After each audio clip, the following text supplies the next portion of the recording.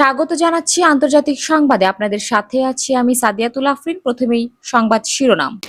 শুল্ক কমানো না হলে বাণিজ্য অচলাবস্থা, যুক্তরাষ্ট্রের হুঁশিয়ারি।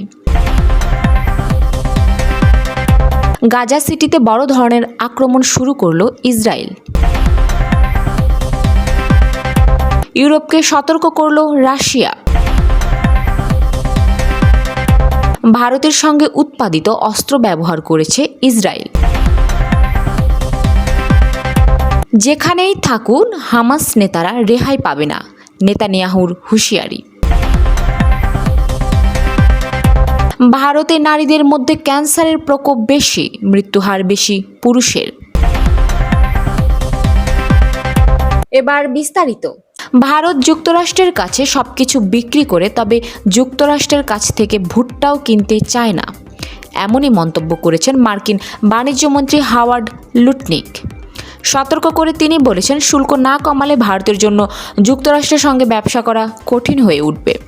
সোমবার এনডিটিভি বলেছেন, ভারত নিজের 140 কোটি জনসংখ্যার কথা বলে বড়াই করলেও দেশটি সামান্য পরিমাণ মার্কিন ভুট্টাও কিনতে চায় না বলে মন্তব্য করেছেন যুক্তরাষ্ট্রের বাণিজ্যমন্ত্রী হাওয়ার্ড লুটনিক। নয়াদিল্লিকে শুল্ক কমাতে হবে, নইলে যুক্তরাষ্ট্রের সঙ্গে ব্যবসা করতে গিয়ে কঠিন পরিস্থিতির মুখে পড়তে হবে বলে সতর্ক করেছেন তিনি। গত শনিবার এক সাক্ষাৎকারে লুটনিককে জিজ্ঞেস করা হয়, ভারত, কানাডা ও ব্রাজিলের মতো গুরুত্বপূর্ণ মিত্র দেশগুলোর ওপর শুল্ক আরোপ করে যুক্তরাষ্ট্র মূল্যবান সম্পর্ক নষ্ট করছে কিনা। জবাবে তিনি বলেন, সম্পর্ক একমুখী হয়ে গেছে, ওরা আমাদের কাছে বিক্রি করেছে কিন্তু নিজেদের বাজার আমাদের জন্য বন্ধ করে রেখেছে। ভারত তাদের অর্থনীতিতে আমাদের প্রবেশ বন্ধ করে রেখেছে, অথচ আমাদের কাছে সব বিক্রি করছে, আর আমাদের মার্কিন বাজার তাদের জন্য পুরোপুরি উন্মুক্ত। তিনি উল্লেখ করে বলেন, প্রেসিডেন্ট ডোনাল্ড ট্রাম্প বলেছেন, শুল্ক কমাও, আমাদের যেমন ব্যবহার করে আমরাও তেমনি ব্যবহার করব।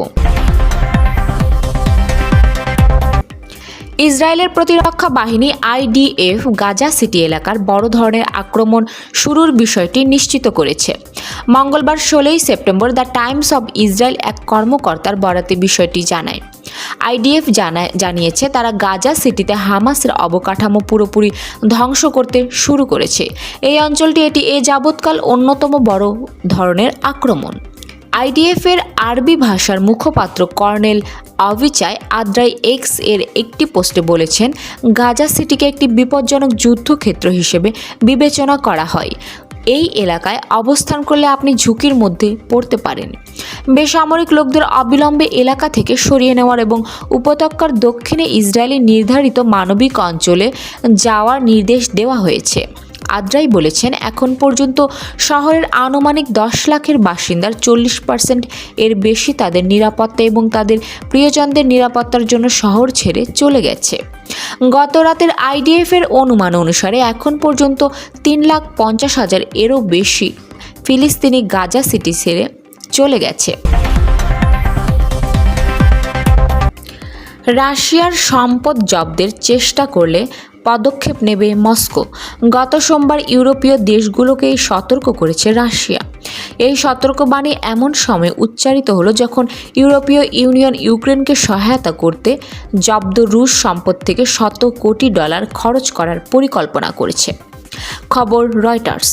2022 সালে প্রেসিডেন্ট ভ্লাদিমির পুতিন ইউক্রেনের সেনাবাহিনী পাঠানোর পর যুক্তরাষ্ট্র মিত্র দেশগুলোর রাশিয়ার কেন্দ্রীয় ব্যাংক এবং অর্থ মন্ত্রণালয়ের সঙ্গে লেনদেন সীমাবদ্ধ করে। 300 থেকে $350 বিলিয়ন মূল্যের সার্বভৌম রুশ সম্পদ অবরুদ্ধ করে রাখে।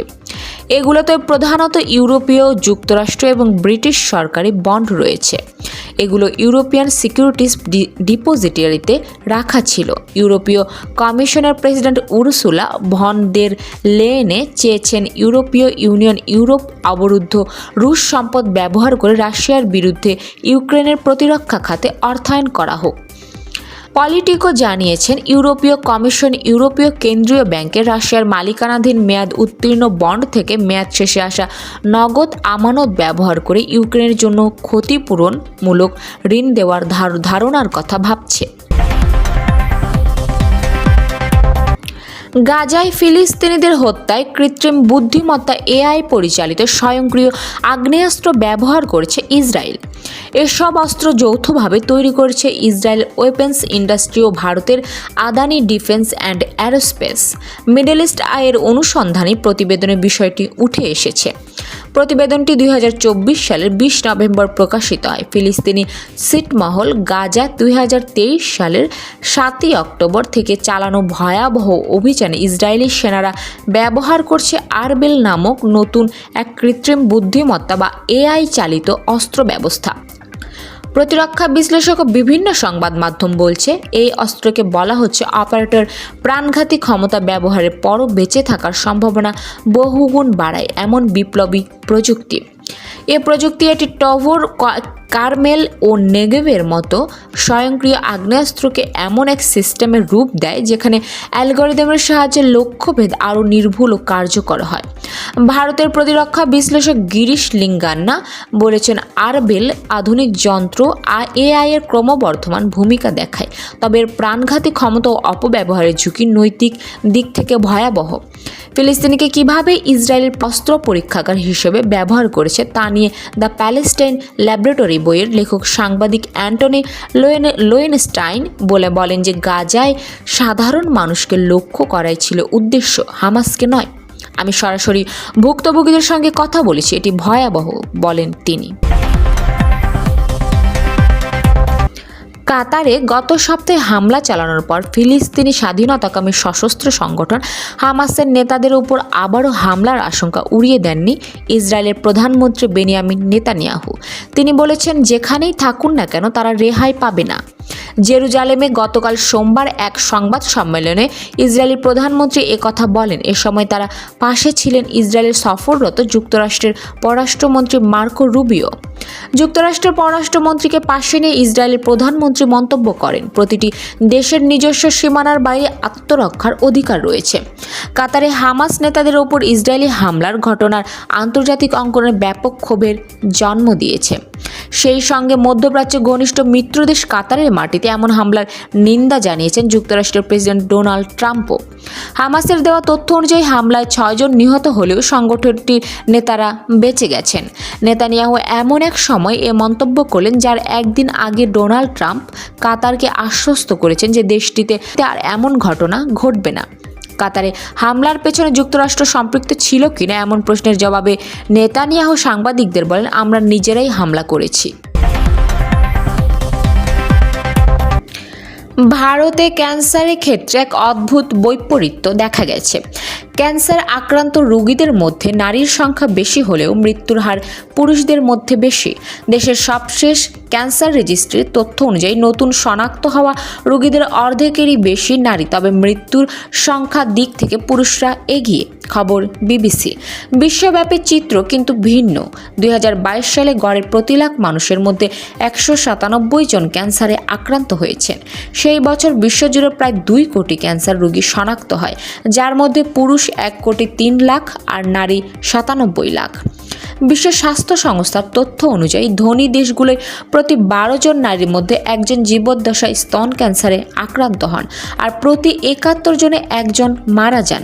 কিন্তু দরিদ্র দেশের চিত্র উল্টো। প্রতি 27 জন নারীর মধ্যে একজনের স্তন ক্যান্সার শনাক্ত হয়, অথচ মৃত্যুহারের প্রতি 48 জনে একজন।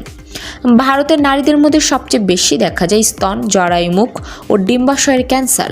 মোট শনাক্তের 40% শুধু স্তন জরায়ুমুখের ক্যান্সারে আক্রান্ত। সার্ভিক্যাল ক্যান্সারে মূলত মানব প্যাপিলোমা ভাইরাস HPV সংক্রমণের সঙ্গে যুক্ত। অন্যদিকে স্তন ও ডিম্বাশয়ের ক্যান্সার সাধারণত হরমোন সংক্রান্ত কারণের বাড়ে। পাশাপাশি জীবনধারার পরিবর্তন ঝুঁকি বাড়াচ্ছে, যেমন দেরিতে গর্ভধারণ, কম সময়ে বুকের দুধ খাওয়ানো, স্থূলতা ও বসে থাকার অভ্যাস। অন্যদিকে পুরুষদের মধ্যে মুখ গহ্বর, ফুসফুস ও প্রোস্টেট ক্যান্সার বেশি। ভারতের প্রতিরোধযোগ্য ক্যান্সার প্রায় 40% পেছনে দায়ী তামাক, যা প্রধানত মুখ ও ফুসফুসের ক্যান্সারের কারণ। চিকিৎসকরা বলছেন, সচেতনতা বাড়ানো, উন্নত সেবার ফলে নারীদের সাধারণত ক্যান্সারগুলো আগেভাগেই শনাক্ত হয়।